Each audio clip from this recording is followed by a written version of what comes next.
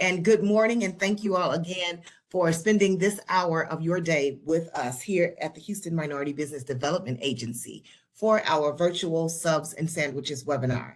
Today, we have our corporate partner from the University of Houston, Dr. Linelle Clark, presenting with us today. Of course, I am Marshete Turner, and I serve as the director of the Houston Minority Business Development Agency. Our Subs and Sandwiches, as you know, is one of our signature programs, and we are always eager to inform you about opportunities that await you. And of course, we hope that you're taking advantage of these opportunities as they're presented to you. Before we jump into our presentation this morning, you should know that during today's webinar, all attendees will be in listen-only mode. There will be Q&A at the end of this session where my team and I will ask the questions that you yourselves type into the chat. Please also note that this presentation is being recorded and will be made available to all registered participants after this morning's webinar has concluded. Let us virtually welcome members of my team, and of course they are Ms. Jessica Vasquez, who serves as our program coordinator, and Ms. Deidra Sutton, who serves as one of our business advisors. So let us now prepare our hearts and minds to receive and hear from Dr. Linelle Clark, who serves as the Director of Hub Operations at the University of Houston. Dr. Clark, take it away. So again, my apologies. I'm going to start with, so everyone recognize that the University of Houston is a state agency, and as such, we follow all of the rules. Let me first say, the Hub program, historically underutilized program, falls under a different law. We are not DEI. The university was impacted. Our Office of DEI is separate from my office, totally two different departments. So in terms of our commitment and what we do, we focus on trying to increase hub participation, minority, women, disabled, veteran-owned businesses, opportunities to work with the university in various capacities as far as the procurements that we offer. Next slide. So to give you a general idea, this is what our state annual goals are, and this is what we strive to meet.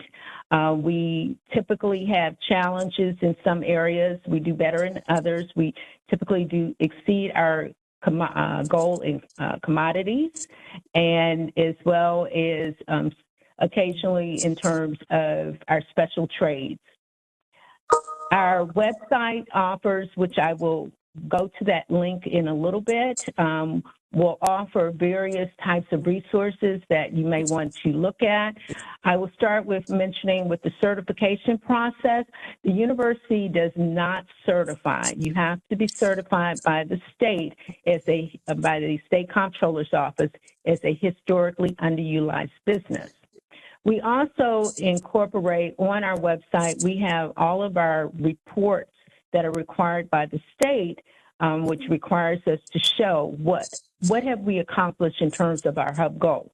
One way that we also track that accomplishment for our semi-annual and annual reporting is to use Excel Power BI, where we in real time are constantly updating it to show our colleges, which in turn, we have over 26 colleges that make up the University of Houston, and those colleges all have goals, so that the minimum goal each college will have would be 5%, and the maximum is 35%. And again, all of that's rolled up in terms of what we would expect to help us reach our overall goal for the state, for the university. We also have our own internal database that we use, and that's primarily used it's used to identify hubs, most definitely. And a lot of times when we have what we call spot purchases, that's under a dollar threshold, or informal bids where it requires 3 quotes, 2 of which must come from a hub, our staff will go to our internal database first, and if they can't find what they are looking for, they, of course, contact my office, and then we look through the CMBL to see what hubs are available. On our website is also our related links to where you can link to purchasing. And one of the key things on the purchasing website, which I will show, is the importance of looking at what type of opportunities have we procured in the past, who was awarded those bids, and you can get a general idea of what's being evaluated. Next slide. So while we're trying to work out those technical difficulties, I'll just continue talking.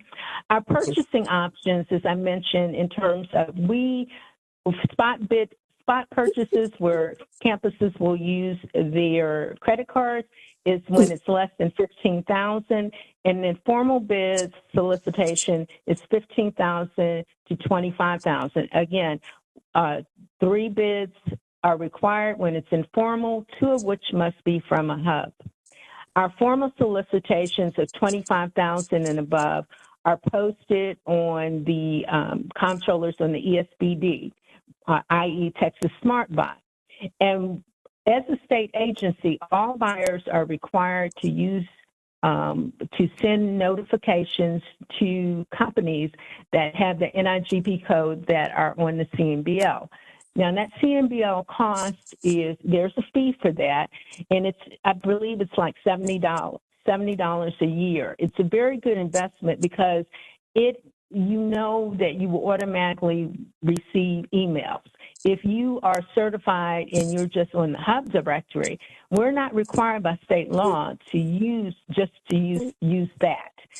However, I strongly encourage the UH buyers to send to those on the CMBL as well. Thank you that it was 75. I encourage those on the my buyers to vendors that are not just on the CMBL, but also on the hub directory.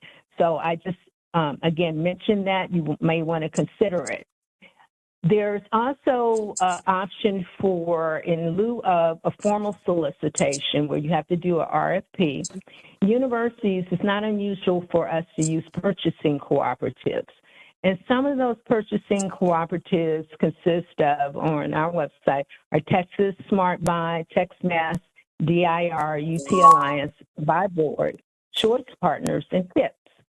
What that means is if you are already part of a purchasing cooperative, and you may want to consider exploring that, even our facilities uses purchasing co-ops for smaller, instead of just for facility projects, say painting or whatever. Instead of going out for a large RFP, they will just identify a business that has already been vetted and has a contract with approved pricing that's part of a purchasing co-op. And purchasing cooperative information is available on our website. And then as far as I identified some what's currently on our opportunities. The next slide would have been the opportunities that are available posted on the ESBD. Right now, we have an opening we have an RFQ for A&E services for dining commons on our main campus. We have an RFQ for CMAR that's occurring, and then we have an RFP for Hilton Hall of Honors, as well as housing management system, renovation for our social work, and then we have a posted valet service and mechanical services. So those are currently posted. Some have tight due dates, so they may not be feasible opportunities at this moment, but I just wanted to bring to your attention that is available. Forecasted. For our forecasted opportunities, we have admissions office transfer evaluation services. We have coming up UH extended marketing. So that's a marketing campaign, develop and implement a strategic marketing campaign. That's down the pipe. So if that is something of interest, please consider establishing a vendor profile so that way I will know who you are. We also have projected institutional debt collection, Okay, so we have catering forecasted opportunities. Again, we have catering services. We have a project management consulting opportunity that's forecasted. But that project management, let me emphasize, give you a general idea. We're talking about consultants that would analyze project opportunities related to business processes. So it's not construction project management. This is related to our overall business processes to evaluate what we're currently doing, how we can improve, etc. I can't go into more detail regarding that other than just to give you a general idea, because project management, I know, can encompass so many different things. We have coming up a housing management system that's in the process of being writing a solicitation. There will be an RFP that will go out for overhead doors, as well as a separate RFP for automatic doors. There will be an RFP it's forecasted for traveler management application software. So on this website that you're seeing, this is if you Google UH Hub Operations, on the left-hand side, there is, in terms of for the vendor, you'll see UH Hub Vendor Database. If you click on that, are you able to click on that? Yeah. Yes, and then bring it down. This is where it has information where you can create, it says create a vendor profile, but most importantly, please read the instructions. There are instructions because you will be timed out and there's certain things that must be entered for you to create that profile. So that shows in terms of the profile. Also, if you go back to the main page, yes, thank you. On that page, we have information regarding, in terms of, if you click on for hub subcontracting plans. Where is that at, Dr. Clark? It's right there. Oh. Yes.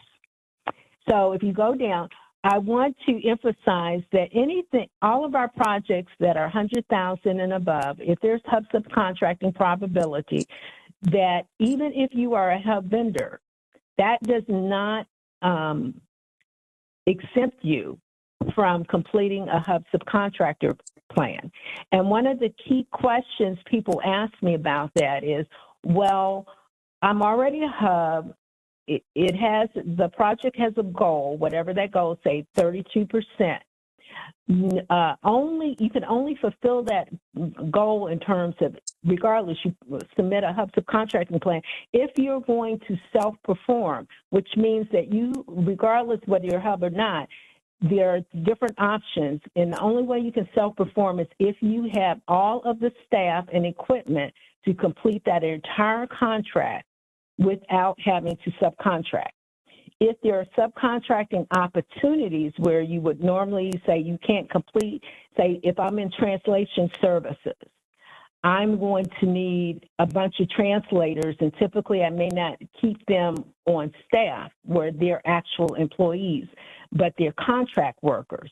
You have to complete a hub subcontracting plan, and you have to show a good faith effort to subcontract with hubs. Okay. The other thing, when I talked about in terms of resources, let's click over to over on the right-hand side under related links. Please click on purchasing for me. Okay, now click on purchasing and contract transparency on the left-hand side, please.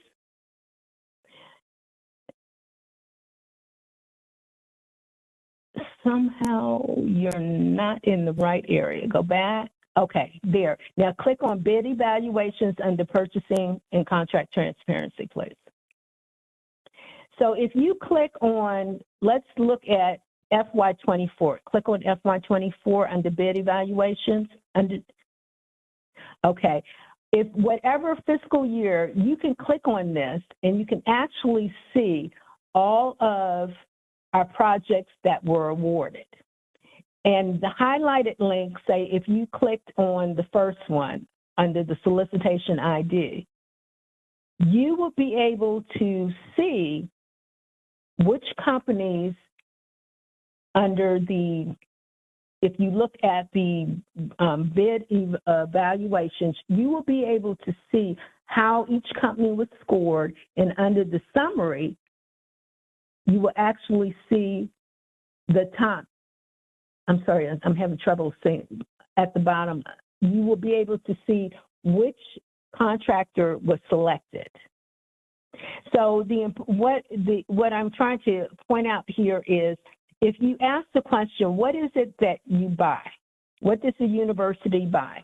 You can go back to prior fiscal years, and I would say I wouldn't go back more than 2 years to generally see what type of items we submit in terms of an RFP. Now, we buy everything else. These, mind you, these are RFPs, so they're over 25,000. But that doesn't mean that we don't buy what you offer, because it could be a smaller commodity. So, for example, promotional items. We always purchase promotional items, and we don't buy them as typically under an RFP. And so with that said, but if you're looking at larger projects, you can see what we have purchased in the past, who has won, and if you're smaller, then you might want to reach out to these companies in advance and see if there's going to be future subcontracting opportunities. Even if it's not with the university, you would then be able to see what are some of the larger companies that you may want to, because they're going to have a subcontracting plan. So they will always be looking for hubs, and they may not know about you. So that's an opportunity to share that information. So at this point, I'm going to stop and take some questions. Are there any additional questions, Marshete? Yes. Deidra, can you please check the chat and see if there are questions there? You want me to stop sharing? Yes. And what I will say about the promotional items, if you are in that field, I'm here. Whether it's with the university or not, or with any state agent or other university, you have to be approved by licensing and branding. So you want to make certain that you are familiar with that, how that process works. That is a separate entity. There's information on our website about it, and you're always free to reach out to me directly to ask questions regarding how do I get approved by licensing and branding? Because the worst thing that could happen is for you to get an award, and well, let's put it this way, you won't be competitive without being approved through licensing and branding. To use the UH logo is what I'm referring to, or any type of branded logo. Thank you. Okay. Okay. Mm-hmm. I'm seeing some questions come up, but I'm going to leave it to you guys to read off the questions. Sure. I just want to address that we appreciate all the introductions. We see you. We can't address all of you at this time. We have 125 participants. And that for those of you who are asking specifically how to do business with U of H, or do they, do, certain functions, Dr.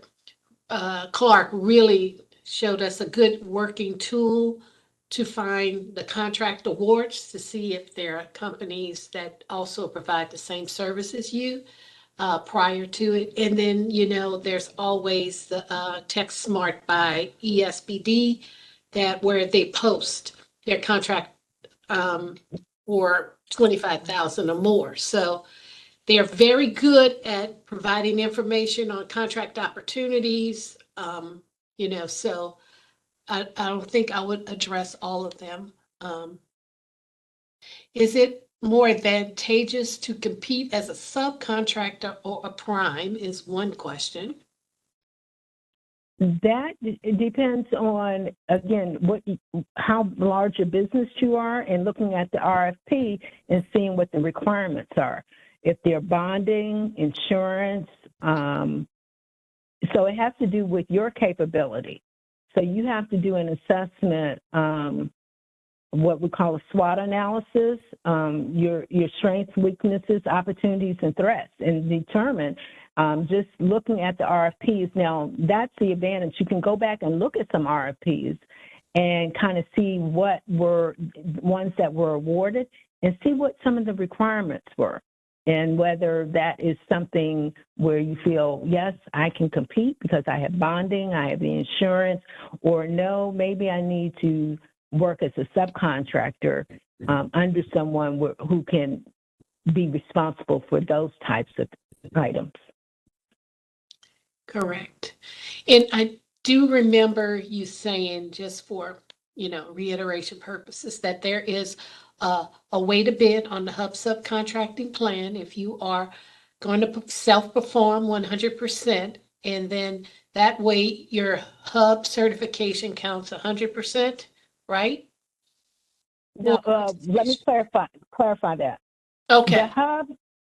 Your hub status refers to how much credit the university will receive towards the goal.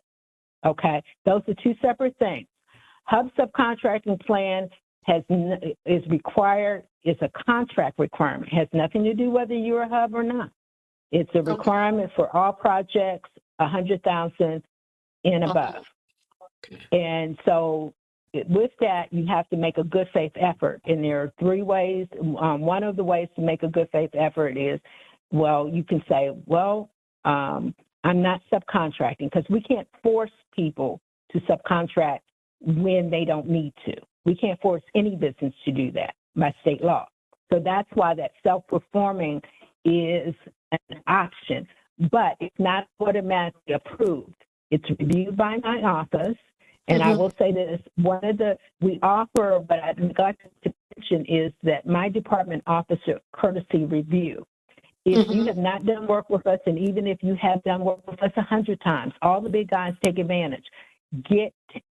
Ask for a courtesy review. We will review your hub subcontracting plan, but you can't do it the day it's due or 2 days before you. So give yourself plenty of time, if you're not familiar with that, to reach out and say, hey, I want to really understand this, and we'll walk you through that process.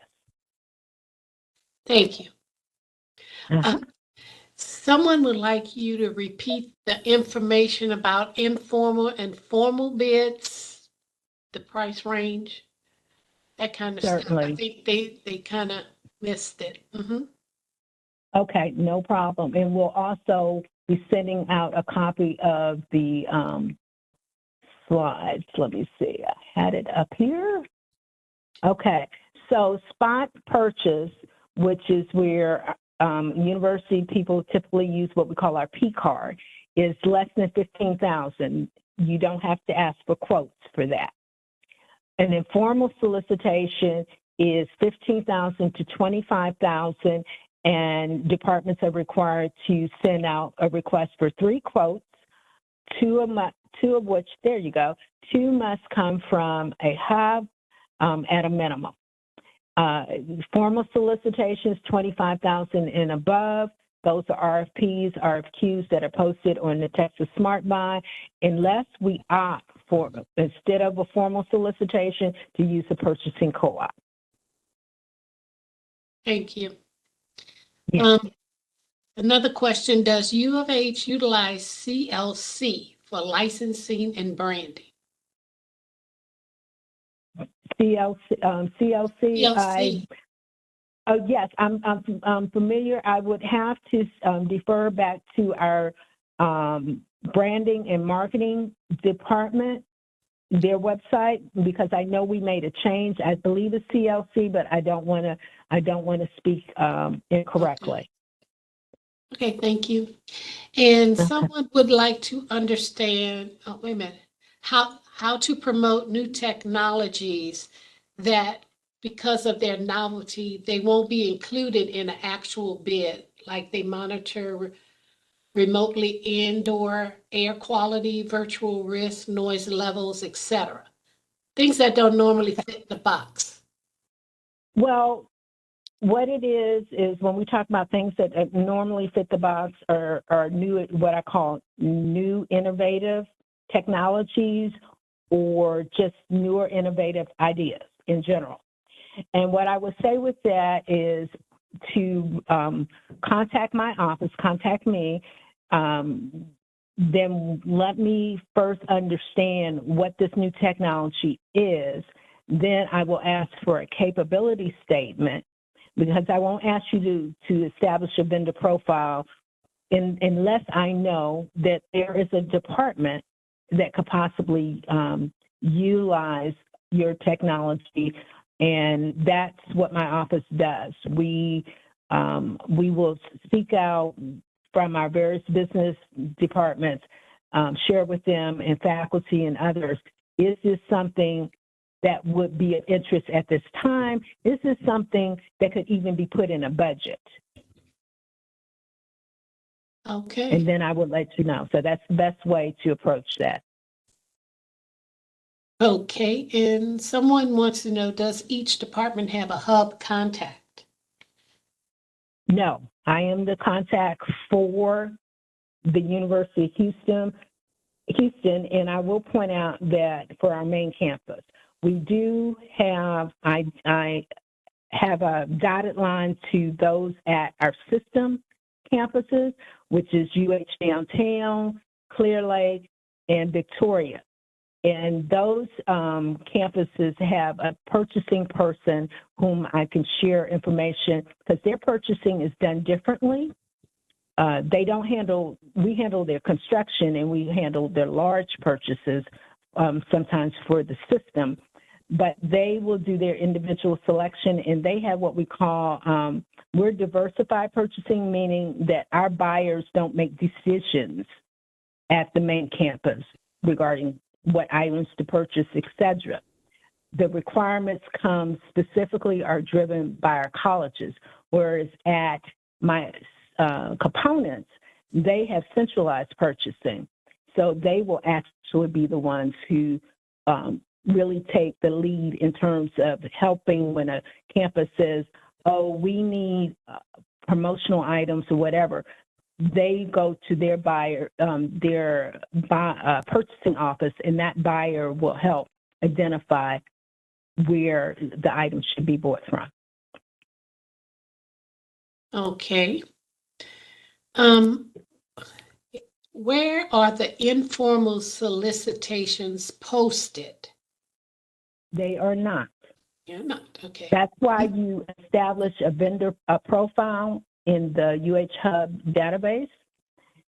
Again, because that's when a college will say, again, oh, I know I want to promotional items. It's a great item for informal.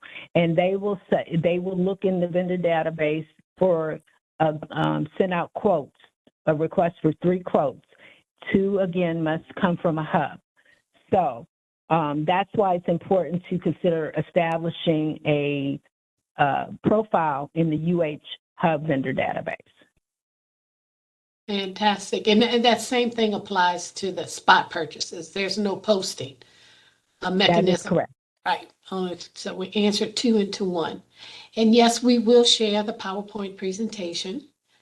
Let's see. Oh, we do have one announcement that the Fort Bend ISD has a workshop doing business with Fort Bend ISD April 25th. And there's a link there if you want to participate, and the email address, Jeanette, and her phone number. So we encourage you to further explore opportunities. And I believe that's really all the questions. Most were introductions. So is there anything you want to say in closing, Dr. Clark? I think that's it in terms of the questions. Yeah, just do a quick review. And I just have an announcement in terms of when we will be sending out information, a flyer, and share that with everyone. But July 17th, We will have from 9 to 2 virtually, we will be hosting our UH System Hub Forum, where I will have various state agencies that will be available, as well as government entities and everyone in workshops. And all of this, again, will be virtual so that it can be open statewide. Wonderful. And then I'm going to put the screen with your contact information back up so you all can please screenshot that or take a picture of it so that you can reach out to Dr. Clark with any questions you may have. Again, thank you all so much. I do know that we've lost quite a few folks, but for those of you who stuck around, we thank you so much for spending this time with us this morning. Again, please capture Dr. Clark's contact information on the screen.